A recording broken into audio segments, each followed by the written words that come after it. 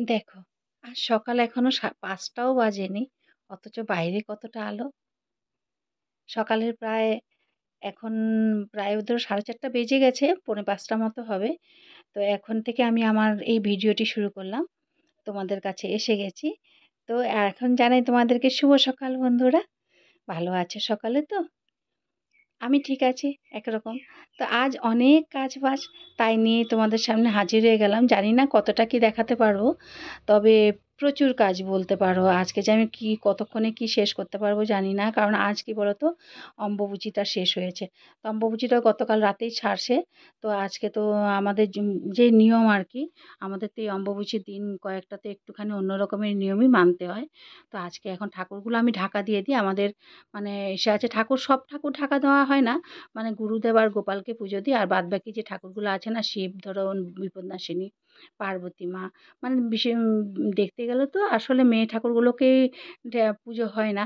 তো এখন আমার যেহেতু একই সিংহাসনের মধ্যে সব থাকে, তো ঢাকা থাকে। তো সব ঠাকুরগুলোকে তুলবো, কাপড়-চোপড় ধোবো।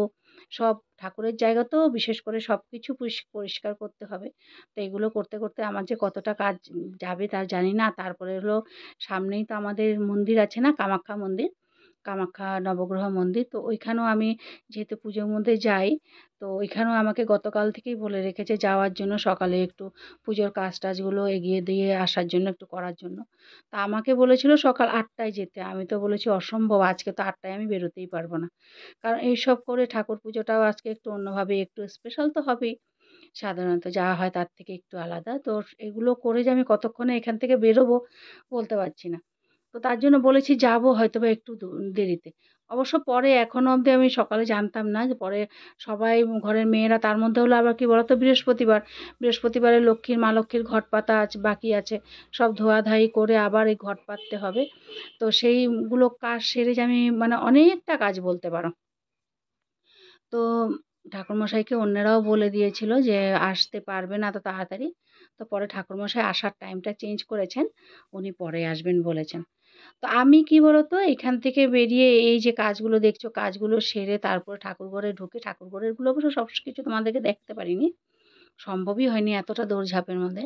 তো আমি সবকিছু সেরে আমি প্রায় কটা বাজে? ১০টা বাজে, ১০টা ১০ বোধহয় আমি মন্দির গিয়ে পৌঁছেছিলাম। অনেকটাই লেটে, যেখানে আমাকে ৮টায় যেতে বলেছিল আমি ১০টায় গেছি। কিন্তু গিয়ে দেখি তাও কেউ আসেনি। মাত্র ২ জন, একজন পিসি বলে ডাকি, ভদ্রমহিলা বয়স্ক উনি ছিলেন। আর একজন ছিল আর আমিই ছিলাম। তারপরে ওইখানে গিয়ে অনেকটা কাজ সেরে এসে মানে অনেকটা বলতে গেলে অনেকটা, ফল কাটা বলো, সবজি ভোগের দিকে সবজি কাটা, ফল-টল গুছিয়ে রাখা। তারপরে অনেকগুলো চাউল এনেছিল, সেই কন্ট্রোলের চাউল কেন এনেছে বলতে পারব না। আমাকে বলল, "বৌদি একটুখানি ঝেড়ে দেবে", সেই কমিটির ছেলেগুলো। তো ওগুলোকে ঝেড়ে পুরা পরিষ্কার-টরিষ্কার করে রেখে আমি আবার ঘরে এসেছিলাম। ঘরে এসে তারপরে রান্না করলাম। আমি তো সকালবেলা চলে গেছিলাম। এমনিতেও কিচ্ছু মানে জলটাও খাওয়ার সময় পাইনি। আমি তো ভেবেছি বোধহয় পুরোহিত মশাই এসে গেছেন হয়তোবা। তা আমি বোধহয় লেট। তো গিয়ে দেখলাম যে না, তেমন কিছু না। পরে জানতে পারলাম যে না, উনি বলেছেন সবারই যখন দেরি হবে তাহলে আমিও একটু দেরিতে আসবো। তো গিয়ে সেই অনুযায়ী একটুখানি সময় পাওয়া গেছিল। তো তারপরে ওইখানে ওইখানের ওই কাজ-বাজগুলো সেরে তারপরে দেখলাম যে আরও ২-১ জন মেয়ে লোকেরা যখন এসেছে, তখন আমি চলে এসেছি। ও পিসি বলল, "তুইও ঘরে চলে যা। এখন একটু কিছু হয়তোবা একটু জল মুখে দে। দিয়ে তারপরে তুই আয়, আবার আয় পরে। আর ঘরে তো ওদের জন্য রান্নাও করতে হবে।" আর সকালে কি বলো তো, সকালে এই পুজো দেওয়ার আগে বাসি কাজ সেরে তারপরে গিয়ে ছেলে-মেয়েদের জন্য খাবার রেডি করলাম, টিফিন রেডি করলাম। মেয়েটার জ্বর জানো তো আছে কয়েকদিন থেকেই। ও স্কুল যেতে পারেনি। ছেলেটাকে পাঠালাম, ছেলেটারও শরীরটা খুব একটা ভালো না। তারপর ওর জন্য আবার রুটি আলু ভাজা করলাম। তো পরোটাও একটুখানি তেল দিয়েই করেছি, পরোটা আলু ভাজা। আর ওই মেয়েটার জন্য, সব হাসবেন্ডের জন্য রেখে দিয়ে তারপর আমি চলে গেছিলাম। বললাম আমি আমার জন্য করিনি, আমি ওদের জন্য করেছি। পরে ভাবলাম উপোস যখন এতটা টাইম ছিলাম, তো এই যে দেখো না, এই যে মানে এই যে ওদের জন্য আলু ভাজা আর ছেলের জন্য আলু ভাজা দিয়ে দিয়েছি। আর ছেলে মেয়ে, হাসবেন্ড আর মেয়ের জন্য রুটি থাকলো। আর ছেলেকে একটু আপেল দিয়েছি। আর এই দেখো, ছেলে প্রতিদিন সকালে এইভাবেই জল মুড়িয়ে খেয়ে যায়। আর এখন দেখছো, এখন এই মন্দিরে যাওয়ার আর সময়টা, এটা কিন্তু আমি মন্দির থেকে সকালে ঘুরে এসে যখন আমি আবার পরে স্নান-টান সেরে, রান্না সেরে, স্নান সেরে আবার যখন যাচ্ছি তখনকার ভিডিও। তো তারপরে ওই ওদের জন্য রুটি-ফুটি রেখে দিয়েছিলাম। আমি আর খাইনি। পরে ঘরে এসেছিলাম, এসে রান্না করেছি। জল খেয়েছি বন্ধুরা, জল খেয়েছি। আর জল না খেয়ে আর পারছিলাম না। এতটা রৌদ্র। পরে ভাবলাম এতক্ষণ যখন না খেয়ে চলে গেল, তাহলে আমি অঞ্জলিটা দিয়েই দিই। মন্দির থেকে আমি প্রায় ঘরে গেছিলাম প্রায় 12:30টার কাছাকাছি, এখানে কাজবাজ সেরে দিয়ে। তারপরে এই দেখো উনি হলেন আমাদের পিসি। সবাই পিসি বলে ডাকে ভদ্রমহিলা। মন্দিরে থাকেন। এই যে পুজোয় বসে গেছে ব্রাহ্মণ। তারপরে ঘরে এসে আমি ওদের জন্য ডাল, আলু সিদ্ধ, ভাত আর এই লোটে মাছ ছিল ফ্রিজে, সেটা হাসব্যান্ডকে বলে গেছিলাম তুমি নামিয়ে রেখো। সেই লোটে মাছটাকে রান্না করে রেখে পেঁয়াজ দিয়ে একটু ঝাল ঝাল করে রান্না করে রেখে আর চলে গেছিলাম, আবার স্নান করলাম। ওদেরকে বলেছিলাম তোমরা নিয়ে খেও, আমি চলে যাচ্ছি, ওখানে মন্দিরে কাজ আছে। তো ওই হিসাবে এই যখন আসছিলাম তখনকার ভিডিও দেখতে পেলে তোমরা যে আমি আবার এই মন্দিরে আসছি। আর এত রোদে এতবার যাওয়া আসা, তার মধ্যে রোদের দিকে তাকানো যাচ্ছে না, এতটা কড়া রৌদ্র। আকাশে আবার মাঝে মাঝে মেঘও দেখা যাচ্ছে, কিন্তু রৌদ্রের তেজ যেন আর কম নেই। তো এখানে এসে দেখলাম তখন ব্রাহ্মণ এসে গেছেন। এই যে এই প্রদীপগুলো আমি জ্বালিয়েছি এই মাত্রই। তো এটা ওই সাইডে রাখা হচ্ছে। আর এই সাইডে ভোগের জন্য জায়গা করতে লাগবে, তার জন্য সব সরানো হচ্ছে। আর এই দেখো মা কামাখ্যার রূপ। অম্বুবাচীর পূজাটা বলতে পারো আমি এইভাবেই সারলাম। আর আমাদের কি নিয়ম বলো তো এই অম্বুবাচীর মধ্যে, জানি না হয়তোবা সবার একই রকম নিয়ম। এই যে আমরা ধরো মেয়ে ঠাকুর যে আছে পুজো দিই না। তারপরে মানে নখ চুল তো কাটে না, এটা জানি তো হয়তোবা সবারই। তার মধ্যে আমাদের বলে আবার নিরামিষ খেতে নেই। অম্বুবাচীর মধ্যে সধবা মানুষ নিরামিষ খায় না। তারপর আজকে ধরো আজকে যে আমাদের অম্বুবাচী ছেড়েছে, কিন্তু আজকেও আমরা চুল মাথায় শ্যাম্পু করতে পারবো না বা বিছনা-টিছনা আমাদের ধুতে পারবো না। যেহেতু এগুলো নাকি বিধবা মানুষরা করে। কেন এই নিয়মটা মানে জানি না। কেনই বা এভাবে করে? এই আলাদা নিয়ম বিধবারাই কেন করবে, সধবারা করবে না? সেটার আমি এখনো খুঁজে পাইনি, বুঝতে পারছি না। তো তার মধ্যে আবার শাক খায় না, তিতা খায় না অম্বুবাচীর মধ্যে। তো এগুলোর কারণ আমি ঠিক জানি না বন্ধু। সবাই মানে, আমার শাশুড়ি মা বলতেন মানতে হবে তাই।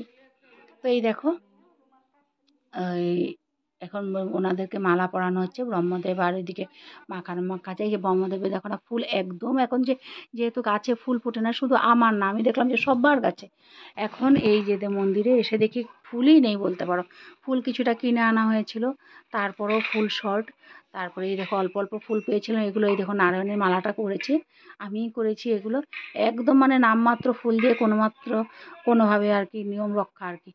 ওই কিনে আনা মালা পরালো, আর এই মালাটা দিয়ে বামুন পুরোহিত মশাই বললো যে এই দিয়েই হবে, তুমি এইভাবেই একটা দুটো ফুল দিয়ে কোনোভাবে একটু করে দাও। তো তাই করে দিলাম। তাই ওখানে ওই ভগবানকে পরানো হচ্ছে।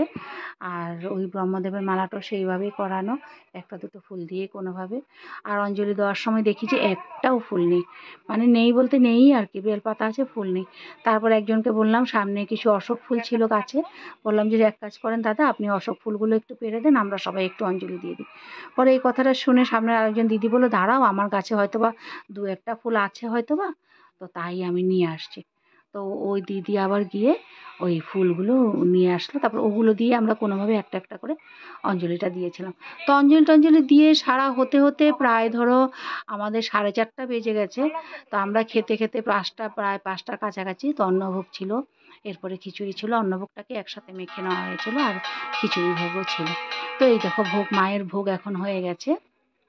তোমাদের সাথে কথা বলতে বলতে দেখো কতটা এগিয়ে গেল। আর ভোগ হয়ে গেছে, এখন হবে অঞ্জলি, আরতি হবে, আরতি হয়ে অঞ্জলি হবে, অঞ্জলির পরে যজ্ঞ হবে, তারপরে গিয়ে মানে আমাদের মানে ভোগ দেওয়া হবে। আর এখানে বারোয়ারিতে মানে সবাই যাতে প্রসাদ পায় সেই অনুযায়ী প্রচুর প্রসাদের আয়োজন ছিল। তো সবাই প্রসাদ পেয়েছে, খিচুড়ি মানে লাবড়া বলো, পায়েস ছিল, সব কিছুই দেওয়া হয়েছিল। তা আমিও এখানেই প্রসাদ নিয়েছিলাম। পরে আমার ছেলেকে স্কুল থেকে এনে ওর বাবা আবার একটু ডাক্তার দেখিয়ে এনেছিল, যেহেতু শরীরটা ওর ভালো না। তারপর ওর বাবা গেছিলো, ছেলেটা একটুখানি গেছিলো, মানে একটুখানি নমস্কার করে এসেছে, কিন্তু মেয়েটা একবারও যেতে পারেনি, ওর শরীরটা বেশি খারাপ। তো ওর জন্য প্রসাদ একটু নিয়ে এসেছিলাম ঘরে। আর এই দেখো এখন আরতি হচ্ছে। তো এই যে আরতিটা হয়ে যাবে। আর এই বলতে বলতে দেখো পুজোটা, আজকের অম্বুবাচী পুজোটা আমি এইভাবেই কাটালাম। এইভাবে হয়তো প্রতি বছরই আমাদের অনেকটা এইভাবেই কাটে। তো এই দেখো এখন আরতি হয়ে যাচ্ছে। আর এরপরে মানে সবাইকে যজ্ঞটার পরে সবাইকে প্রসাদ দেওয়া হবে। তো এই ছিল আমার আজকের ভিডিও বন্ধু, এই ছিল আমার আজকের দিন কাটানোটা, এইভাবেই কাটিয়েছি দিনটা। তাই তোমাদেরকে দেখালাম। যদি ভালো লাগে আমার ভিডিওতে একটি লাইক দিও, আর পাশে থাকার অনুরোধ করছি। যদি চ্যানেলটিতে নতুন হয়ে থাকো তাহলে সাবস্ক্রাইব করে পাশে থেকো। আর যদি যারা অলরেডি আমার এই চ্যানেলটিকে সাবস্ক্রাইব করেছো তাদের জন্য আমার অনেক অনেক ধন্যবাদ রইল, আর অনেক অনেক ভালোবাসা। তো আর কি বলবো, দেখো এখন যা পুজোর নিয়ম, যা পুজোর কাজ সেগুলোই তোমাদেরকে দেখাচ্ছি, সেগুলোই আর কি। তো এইভাবে যারা দু একজনই আমার পাশে আছো, যারাই কয়েকজন দেখছো, তাদের জন্য আমার অনেক অনেক ভালোবাসা থাকলো। আর আশা করি ভবিষ্যতেও পাশে থাকবে তোমরা। তো এইভাবেই আর আমিও আস্তে আস্তে চেষ্টা করব যে ভিডিওগুলো যেন একটুখানি ভালো হয়, সেভাবে তোমাদের যাতে দেখতে ভালো লাগে, সেইটুকুই আর কি। তো এই দেখো কথা বলতে বলতে অনেকটাই এগিয়ে গেছে, এখন আরতির কাজ চলছে, আরতি হয়ে যাবে এখনই। তো এইসব দেখতে না সত্যি কথা বলতে খুব ভালো লাগে, খুবই ভালো লাগে বলতে পারো। এই দেখো আরতি, আর এখন আরতির সময় কী হয়েছিল বলো তো, ঢাক তো ছিল মন্দিরে কিন্তু বাজানোর কোনো লোক ছিল না। তো আমার ছেলেটাও যেহেতু অসুস্থ, ও অনেকটাই পড়ে গেছে, ও থাকলে ও বাজিয়ে দিত। তারপরে পাড়ারই একটা ছেলেকে ডেকে এনে একটুখানি বাজানোর চেষ্টা হয়েছিল। তো সেভাবে আস্তে আস্তে ও যতটুকুনি পারে, বাচ্চা মানুষ, সেভাবেই করে দিয়েছিল। তো এইভাবে আমরা আমাদের পুজোটাকে সারলাম। আর মায়ের মুখটা না ভীষণ সুন্দর গো, যদি সত্যি কথা বলতে যখনই এইভাবে কোনো মন্দিরে যাই, মন্দিরে পুজো দেখি, তখন নিজের মধ্যেই নিজে যেন একটু অন্যরকম ফিলিংস আসে, খুব ভালো লাগে, মনটা শান্ত হয়ে যায়। এখন দেখো পুরোহিত মশাই যজ্ঞে বসেছেন, আর এই যে মন্দিরের সামনে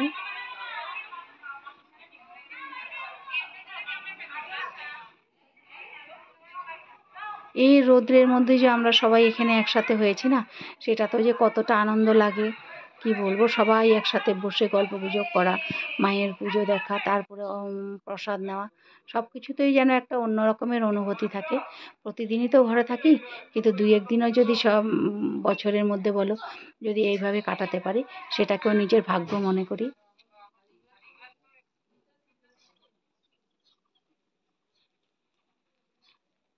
দেখো যজ্ঞের আগুনটাও ভীষণ ভালো লাগছে।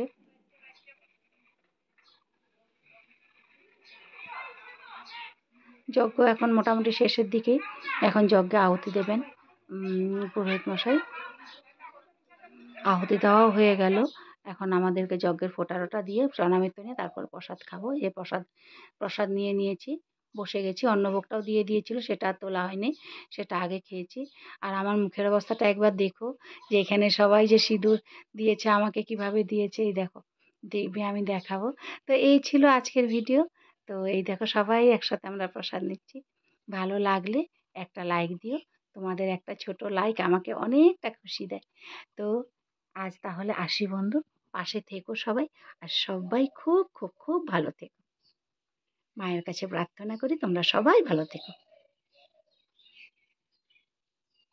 ওইদিকে দেখো আমার হাজবেন্ড প্রসাদ বিতরণ করছে, ও এসেছে, এখানে থাকে ও মন্দিরেও, ও অনেক কাজ টাজ করে এখানে, মন্দির দেখাশোনার দায়িত্ব বলতে পারো, দেখাশোনা ঠিক না, কমিটিতে আছে, তো তার জন্য ও থাকে এখানে।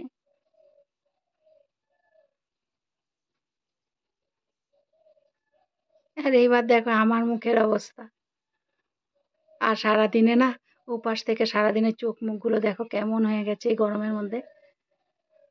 এখন প্রায় বিকাল 5টার কাছাকাছি, রোদটা এখনো পড়েনি, পুরা রোদ, ওই সাইডে তো পুরা রৌদ্র। তার জন্য এই মন্দিরের এই পিছন দিকটাতে এসে আমরা খেতে বসেছি, পাশেই বলতে পারো মন্দিরের সাইডে।